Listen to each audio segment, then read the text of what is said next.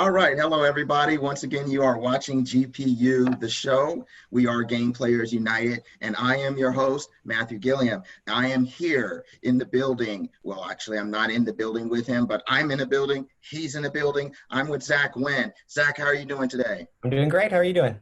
I'm doing fantastic. Just in the quarantine, watching Star Wars, watching Star Right? Trek, just, doing binge stuff. And yourself? Uh, Pretty much the same. Yeah, actually, that you nailed it on the head. Star Wars. Okay. All right. Well, that's a whole nother conversation about how Star Wars is going and the direction it's going. But Zach, can you tell us what inspired you to develop games? Was this something that learning about the Capital Creative Showcase spurred that on, or did you have that already going on? What's your history with that? I had it already going on. It was one of those things that was in the back of my mind. And I don't think I realized how many people were out there fulfilling that dream until I went to that first event, that indie arcade. And so then that definitely, lit the torch a little bit, getting to see everybody's works and, how far they've come and how, professional the entire event was. So once I went there and then even actually after that first lecture I went to, kind of getting inspired there and seeing how many people just in Sacramento were involved with this and how supportive they were, it pushed me in the right direction. So once I kind of saw what everybody else was doing and saying like, oh, you can follow your dream if you'd like to. And so just kind of went with it from there. So. Wow, that's fantastic. And can you talk to people about like the level of technical skill necessary to develop games? I mean, Yeah. do you have to be a genius essentially to do it? I honestly do believe anybody can get into it. I'm a solo developer. I have a background in animation. So that's where I started in graphic design working for companies. So whenever it came to the coding, any of the tech, that came with it, I had to pretty much learn that from scratch. Um, and it's definitely a challenge some days, especially if it's not in your wheelhouse, but it's doable. I mean, if you just dedicate yourself and there's so many resources out there now. So even if you're not currently going to school for that, there's so much out there that you can still, get yourself rolling and trying to figure out how this works. But it's doable. I mean, I don't think you have to be, a mathematic whiz. Now, there's definitely some limitations on where you can go with it right off the bat, but I mean, the more you do it, the more you practice. It's like anything else, the better your craft is. So. Okay, and so what do you think about the climate of game development in Sacramento, like versus other cities? I like that it's kind of up and coming for one. So there's almost this sense that you're not it's not a cluttered environment at the moment, or something along those lines. But again, they're also very supportive, and it's wonderful how they come together, and they're always there. If you have a question, if you need anything, they're very, they're right there with you. And it's a vast array of different creators out there too. So that was one of the things I noticed at that indie arcade, the first one I went to, was just how many different genres there were.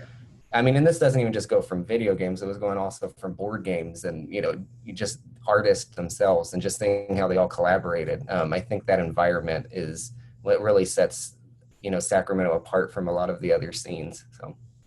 That's exciting. I agree. So in getting you started in an interest in video games and stuff, was there one game in your past that was pivotal that you played that made you like make that decision, like I'm gonna create games or I'm interested in creating games? Yeah, I mean, gosh, I've been playing games since I can remember. Two for sure. One, whenever I was younger, was Paper Mario for the Nintendo 64. I love that one. It just it's so much fun. And I just remember I'm like, oh, I want to make that. So that definitely sparked it. I would also say, though, recently, what kind of brought me back around to the idea was actually Breath of the Wild, Okay. The Legend of Zelda. Just something about the creativity of that game just sparked it again in me, like, oh man, I got to do this. So. Okay, yeah, that's fascinating. You know, a lot of the creators that we talk to are inspired by Nintendo things, Hmm. and it's which is interesting to, you know, I'm a kind of an Xbox gamer Yeah. and stuff, and so it's all about the, you know, the muscle, the brawn, and you know Yeah. that's what's under the hood, and you know, pushing graphics and stuff like that. But Nintendo seems to take kind of a different, have a different emphasis. It's not such an emphasis on muscle graphics and stuff like that, but more creative, original, fun, colorful type of Oh, art for and sure. stuff like that. Well, that's a great segue to bring us into the purpose of our interview today, which is to talk about the game that you are developing or have completed for Capital Creative Showcase. So, can you, well, here's a drum roll, Yeah. and can you tell us the name of your game and what it is about? Yeah. The name of the game is called Mocha Mania, and it is inspired by the 80s arcade classic games, like Donkey Kong, Miss Pac-Man. And you are taking control of our donut heroes, Maple and Glaze, and they have to chill out Cup of Joe, the bad coffee cup, because he's been over caffeinated. And so each stage you're collecting a sugar cube to sweeten him up, a bottle of cream to mellow him out, and a spoon to mix it all together while you're avoiding his flying coffee. So. That sounds fun, and it almost sounds that like what happens to me when I go to Starbucks. Yeah. So, Very inspired. Yeah. so or in my mind. So, with that being said, I am going to share the trailer here for Mocha Mania.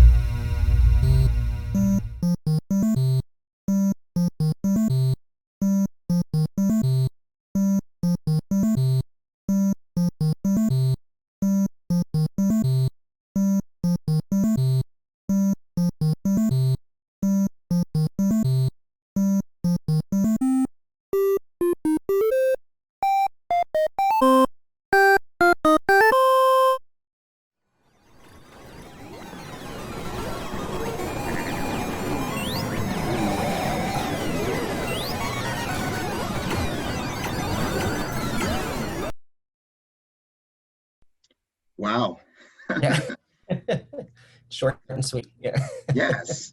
And but I you know, right away see the similarities to kind of the 80s platform game. Definitely a little bit of Donkey Kong in there, and certainly awesome kind of sounds. Can you talk about those sound effects and like what inspired them, and where you got them from and that kind of stuff? Yeah. So all of the sound and music I also created. It was just a program that kind of helps you do 8-bit, that old classic arcade sounds. And I listened to pretty much this whole process. I just played Donkey Kong over and over, just kind of hearing and seeing and feeling how the player moved. And a lot of the sounds were inspired a bit by that.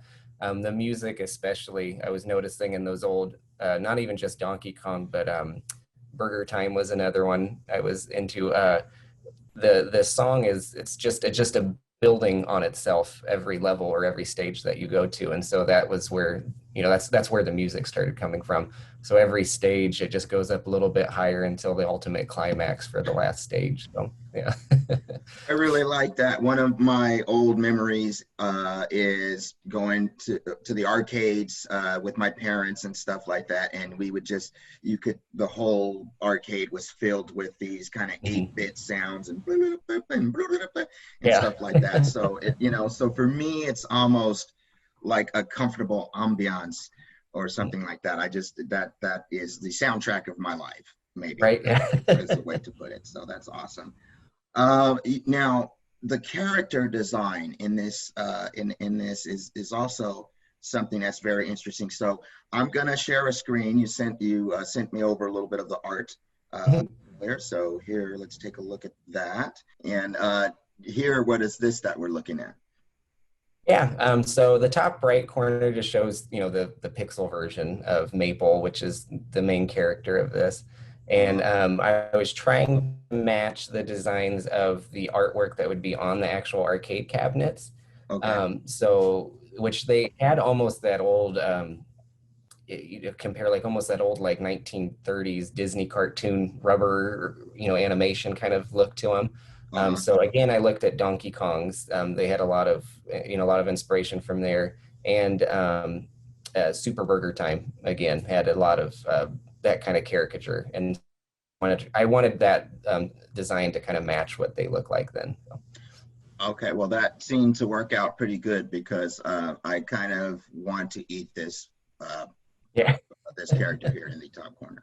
I was told that you actually have a sample of this game running. Yeah, I do. I can share that now. Yeah, that'd be awesome.